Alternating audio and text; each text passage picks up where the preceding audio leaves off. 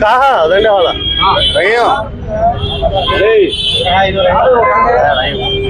बोला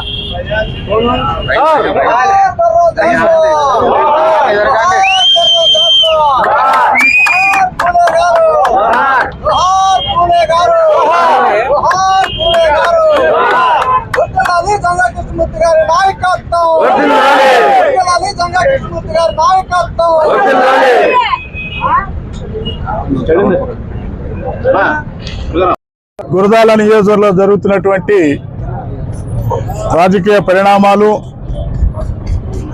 పల్నాడులో ఉన్నటువంటి రాజకీయ పరిస్థితులు పల్నాడు ప్రజానీకానికి తెలియని కాదు. బడుగు బలహీన వర్గాలకు సంబంధించిన అభ్యర్థిగా ఈ ప్రాంత ప్రజల యొక్క ఆశీస్సులతోని, ఈ ప్రాంత ప్రజల యొక్క అండదండలతోని ఒక కార్మికుడు నాయకుడిగా, అంతేకాకుండా ఒక శాసనసభ్యుడిగా 2 పర్యాయాలు ఎన్నిక చేసిన ఈ ప్రాంత ప్రజానీకానికి ముందుగా నా హృదయపూర్వకమైనటువంటి ధన్యవాదాలు తెలియజేస్తున్నాను. ఈ రోజున నేను తెలుగుదేశం పార్టీలో చేరబోతున్నాను. దీనికి కారణం మీకు తెలిసే ఉంటుంది. నేను రాజకీయాలు రావడానికి కారణం పేద వర్గాలకు, బడుగు వర్గాలకు నా చేతనైనటువంటి సహాయం చేయాలనే ఆలోచనతోని, ఆ దృక్పథంతోని రాజకీయాల్లోకి కార్మిక నాయకుడిగా రాజకీయాల్లో ప్రవేశించడం జరిగింది. ఆనాడున నందమూరి తారక రామారావు గారు తెలుగు ప్రజల యొక్క ఆత్మగౌరవ నినాదంతో 1983లో తెలుగుదేశం పార్టీ స్థాపించి ఢిల్లీపై పోరాటం చేయడం జరిగింది. అంటే ఆ రోజున ఒక ఆత్మగౌరవం కోసం, తెలుగు జాతి యొక్క ఆత్మగౌరవం కోసం పోరాటం చేసి 9 నెలల్లోనే అధికారానికి రావడం జరిగిన విషయం మనందరికీ తెలుసు. అంటే ఆత్మగౌరవానికి ఎంత ప్రాధాన్యత ఉందో, ఆత్మగౌరవం అనేది ఎంత ప్రాధాన్యత సంచరించుకుందో మనందరికీ తెలిసిన విషయమే. ఈ రోజున వాస్తవంగా నా జీవితంలో, నా రాజకీయ ప్రస్థానంలో అనేకమైనటువంటి ఒడిదుడుకులు, అవమానాలు, కష్టాలు కలిగినటువంటి విషయం మీ అందరికీ తెలిసిన విషయమే.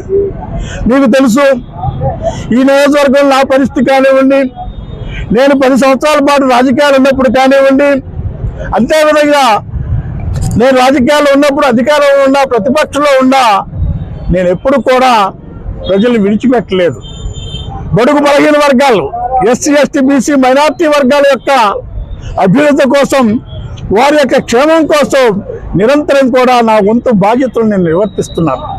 ఈ రాష్ట్రంలో జరిగినటువంటి ఆ రోజున దివంగత డాక్టర్ వైఎస్ రాజశేఖర రెడ్డి గారి కాలం మూలంగా ఈ రాష్ట్రంలో రాజకీయం సంక్షోభం ఏర్పడినప్పుడు ఆ రోజున ఆయన యొక్క ఆశయాలను కొనసాగిస్తారనే ఉద్దేశంతో జగన్మోహన్ రెడ్డి గారి వైపు వెళ్ళటం జరిగింది. పల్నాడు ప్రాంతం నుండి మొట్టమొదటిగా ఈ రాష్ట్రంలో ఎవరు కూడా సాహసించని విధంగా పల్నాడు ప్రాంతం నుండి హైదరాబాద్ దాకా ఆ రోజున జగన్మోహన్ రెడ్డి గారు ముఖ్యమంత్రి కావాలా, దివంగత డాక్టర్ వైఎస్ రాజశేఖర రెడ్డి గారికి భారతరత్న బిరుదు ఇవ్వాలనే ఆలోచనతో గురజాల నియోజకవర్గానికి సంబంధించినట్టు ప్రజలు, కార్యకర్తలు వేలాదిగా తరలి హైదరాబాద్ గాంధీ భవన్కి వెళ్ళటం జరిగింది. నేను ఒకటే మనవి చేస్తున్నాను, ఈ రోజు వైఎస్ఆర్ కాంగ్రెస్ పార్టీ తమ నాయకులు కొంతమంది మాట్లాడుతున్నారు, ఏదేదో పదవుల కోసం ఆశించారనో, రకరకాల పదవులు అనుభవించారనో మాట్లాడుతున్న వ్యక్తులు ఒకటే సమాధానం చెప్తున్నాను నేను. ఆ రోజులో చూస్తే ఆ రోజు కాంగ్రెస్ సంబంధించి గుజరాత్ నియోజకవర్గం ఇన్ఛార్జి నేను. ఆ రోజు జగన్మోహన్ రెడ్డి గారు ఏమవుతారో తెలియదు, పార్టీ పెడతారో తెలియదు, ఈ జైలు నుంచి వస్తారో తెలియదు.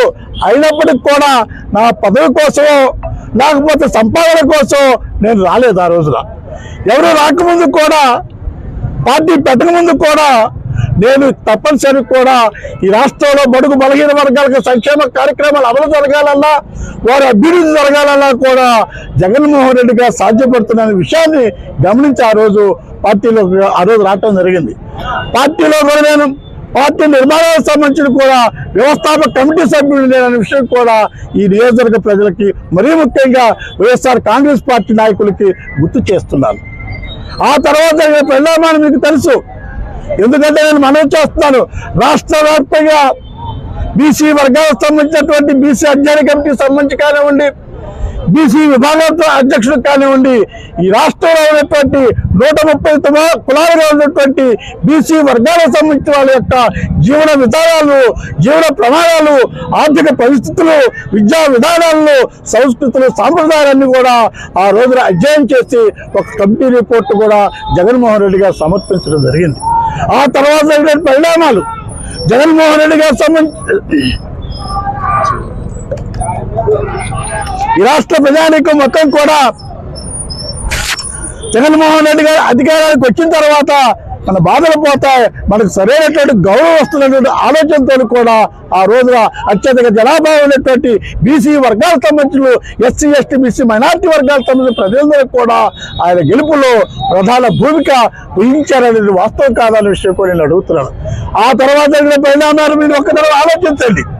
పదవులు పన్యాయం చేశారు, పదవులు ఇచ్చారు కానివ్వండి, పదవులకు తగినటువంటి ప్రాధాన్యత లేదు, పదవులకు తగినటువంటి గౌరవం లేదు, ప్రోటోకాల్ లేని పరిస్థితిగా నేను చూస్తున్నాం. ఎందుకంటే మీకు మనవి చేస్తున్నాను, ఈ నియోజకవర్గంలో నేను ఎమ్మెల్సీగా ఉన్నాను.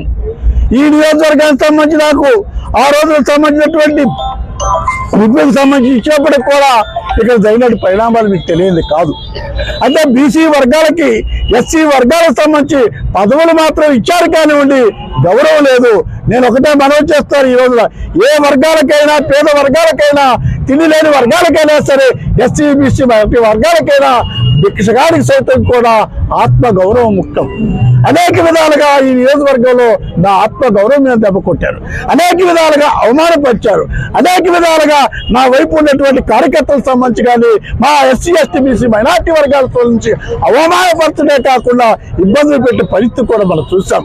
ఈ పరిస్థితి దృష్ట్యా ఇవన్నీ కూడా అధిష్టాన వర్గం దృష్టికి తీసుకెళ్ళినప్పుడు కూడా సరైన పరిష్కారం కనపడినట్టు విషయం. పరిస్థితి దృష్ట్యా ఇవన్నీ కూడా అధిష్టాన వర్గం దృష్టికి తీసుకెళ్ళినప్పుడు కూడా సరైన పరిష్కారం కనపడినట్టు విషయం. నేను ఒకటే అడిగాను, ఈ నియోజకవర్గంలో 4 తరంలో బీసీ పోటీ చేస్తాం మేము. ఈ నియోజకవర్గం సంబంధించి 2019 సంబంధించి కాసు మహేష్ రెడ్డి గారికి ఇచ్చారు. 4 పర్యాలు కూడా బీసీకి పోటీ చేయడం జరుగుతుంది. ఒక పర్యాయం పోటీ చేసినందుకు అట్లకి టికెట్ ఇస్తున్నారు కాబట్టి మాకు టికెట్ ఇవ్వని అడిగిన పరిస్థితి కూడా గెలిచినా ఓడినా ఆయనకే ఇవ్వాలి కానీ బీసీలకు టికెట్ ఇవ్వాలని మాట్లాడుతున్నది ఇది న్యాయమని నేను అడుగుతున్నాను.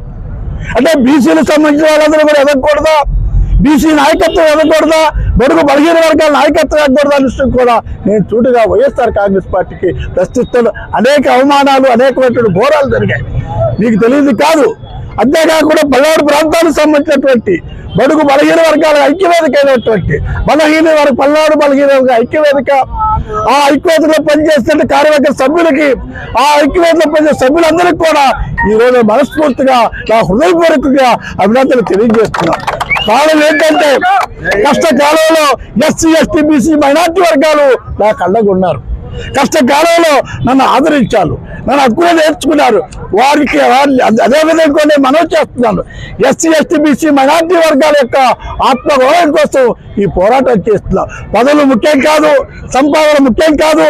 ఎస్సీ ఎస్టీ బీసీ మైనార్టీ వర్గాల యొక్క ఆత్మగౌరవం కాపాడాలా, ఎస్సీ ఎస్టీ బీసీ మైనార్టీ వర్గాల యొక్క అభ్యున్నతికి పాటుపడాలనే ఆలోచనతో ఈ యొక్క కార్యక్రమాన్ని, ఈ యొక్క నిర్ణయం తీసుకోవడం మీ అందరూ మనసు చేస్తూ, నా గొంతులో శ్వాస ఉన్నంత వరకు కూడా ఈ ఎస్సీ ఎస్టీ బీసీ మైనార్టీ వర్గాల యొక్క అభివృద్ధి కోసం, వారి యొక్క పురోభివృద్ధి కోసం, వారి గౌరవాన్ని కాపాడటం కోసం పనిచేస్తున్న విషయం కూడా మీ అందరికి కూడా మనవి చేస్తూ, అదేవిధంగా ఈరోజు తెలుగుదేశం పార్టీ చేస్తున్నందుకు మీరందరూ కూడా నన్ను ఆశీర్వదించండి, నన్ను అభిమానించండి, నా వెంట నడవండి. తప్పనిసరిగా మీలో ఒకరిగా ఈ సమస్య పరిష్కారం కోసం మీకోసం కూడా పనిచేస్తానని చెప్తూ నాకు ఈ అవకాశం మీ అందరికీ కూడా